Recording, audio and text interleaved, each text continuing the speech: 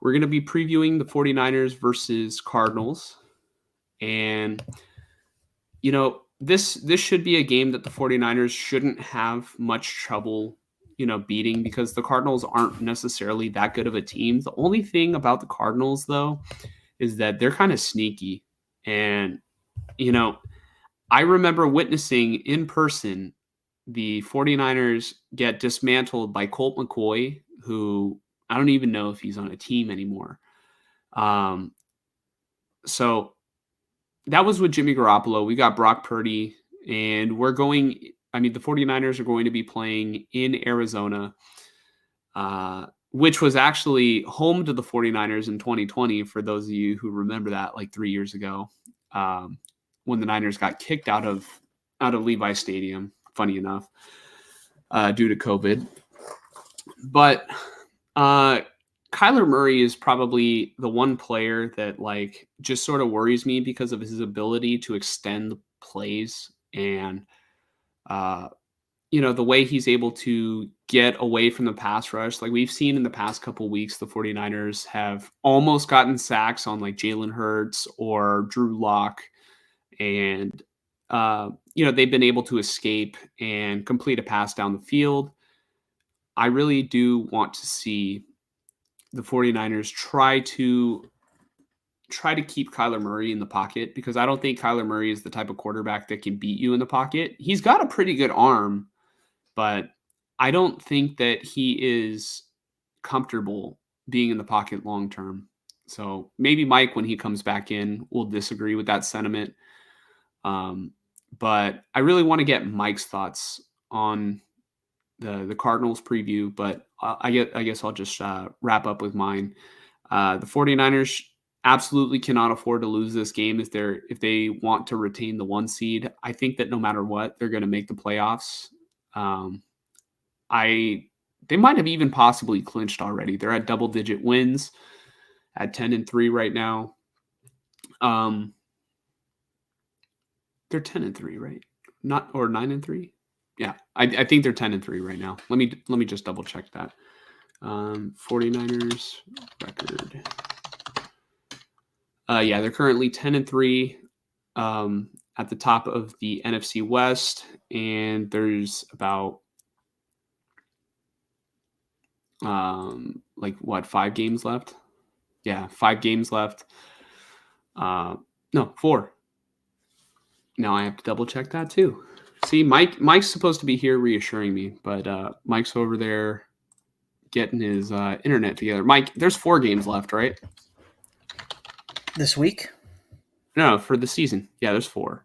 Niners got Cardinals, Ravens, Commanders, Rams. So the Niners absolutely cannot afford to drop this game. And really, I want to see them play a clean game, keep Kyler Murray in the pocket, try not to get anybody hurt, just do what you need to do, take care of business and move on, because there is a bigger game on the horizon, but you have to take care of business this week for that game to really matter. If you don't take care of business this week, it's like, all right, it's going to be a pain in the ass to reclaim the 1 seed again. Yeah. I have to see who the Cowboys and Eagles are facing moving forward, but at the end of the day, the Niners just need to take care of business, take it one week at a time. Like you said, keep it clean, keep Kyler Murray in check. For coming off of a year without football and coming off an ACL tear, he's looked pretty mobile and like himself. Yeah. I don't think the touchdowns have quite been there for him, but the rushing and evading pressure has been. So I know that's been a thing that has affected the Niners defense in the past. I don't know so much about this year. They played a hell of a game against Jalen Hurts, so I think they should be fine. They really should. But where the touchdowns are coming off a bye. The Cardinals are coming off a bye. So, but for the Cardinals, I don't know. They traded away DeAndre Hopkins. Yeah. And they don't have Zach Ertz anymore. Those were like 2 of their top passing weapons, with Kyler Murray last year. I think their young second-year tight end is better than Ertz at this point in their McBride. careers. McBride, yeah, and then they have Hollywood Brown, although he hasn't been getting that much. I'd say the receiving core has kind of been like all over the place this season, and then I'd say James Conner's done pretty well this season, except he had a stint on the injured. I don't think maybe he did go on injured reserve, but he was out for a period, But otherwise, he's been playing good. It's just a matter. I'm just saying, as long as Kyler Murray's been in 3 weeks or however long it's been, like he hasn't passed for that many touchdowns. And yes, not having a top tier wide receiver like DeAndre Hopkins at that time would definitely help him. But I think they're a team that's certainly they need to continue building. They're not a team that's ready to go out there and win a bunch of games right now.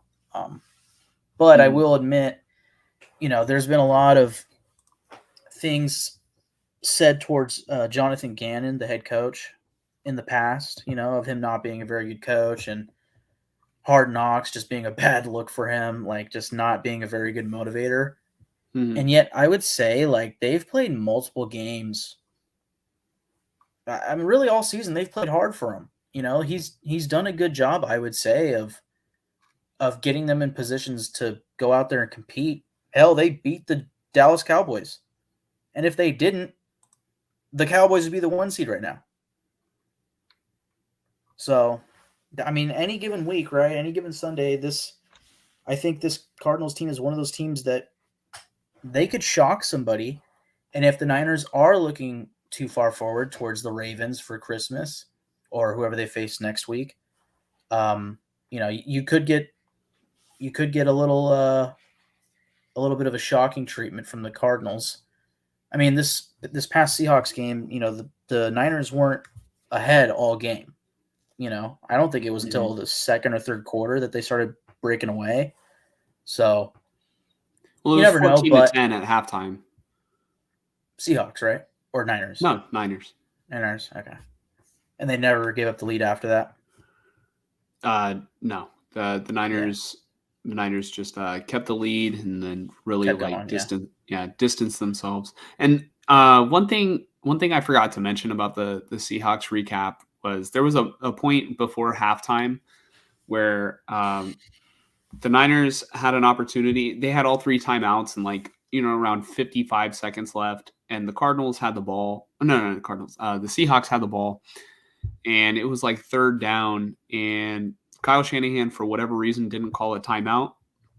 I think that the Cardinals were pinned deep into their own territory where, the game was pretty close. The Niners should have seen about, they should have at least considered trying to get the ball. Like, you take 1 timeout, stop the clock, and then it was 3rd and long.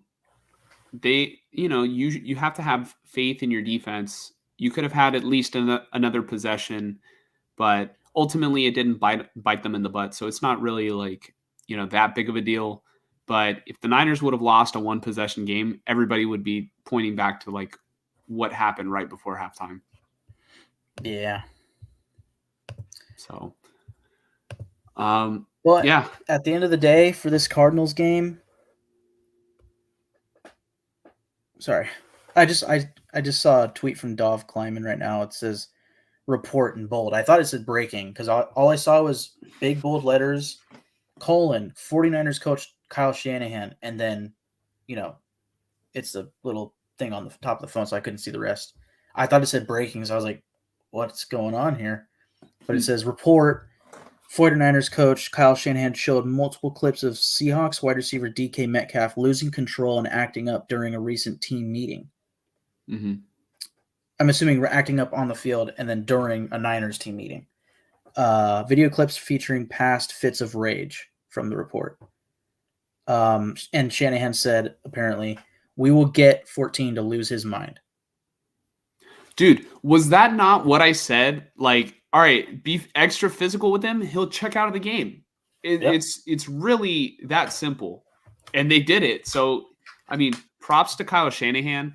I really wish that I said this in the Seahawks recap, so it would be in that video, but it's going to be in the Cardinals preview. Maybe I'll even bunch the two videos together. I don't know. Yeah, Shanahan understood the assignment, and Fred Warner also executed the assignment. So, I mean, that's great.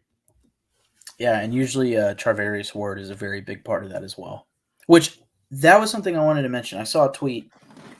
This was before this Seahawks game, and maybe this has changed, but I think it was a pretty solid margin. Charvarius Ward, did I say that correctly? Charvarius. Charvarius Ward leads the league in passes defended, pass breakups, leading the league. It's a good thing that you mentioned Charvarius Ward because I also forgot to talk about this in the Seahawks recap. I need to have like a little note thing so I don't forget these things going forward. I just kind of go like, you know, our whole thing is like it's a conversation between you and I, and like our conversations always go all over the place. So, you know, if you're in the audience at home, I'm sorry that you're getting like, you know, the story goes this way and then it goes this way and then it goes this way. But I think that's part of the good part about this show. Charvarius Ward is going to be out for a couple of weeks.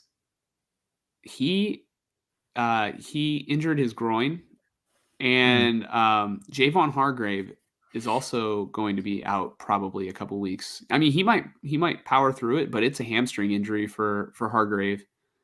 So not worth risking. You know, they might just shut him down for like a couple of weeks because he can re-aggravate that, and they really need him for the playoffs. I think they could. Yeah. You know, they've been getting solid play from Javon Kinlaw, you know, this season. So, you know, if Kinlaw can step up and step into Javon Hargrave's role, or maybe a guy like, you know, Kevin Givens.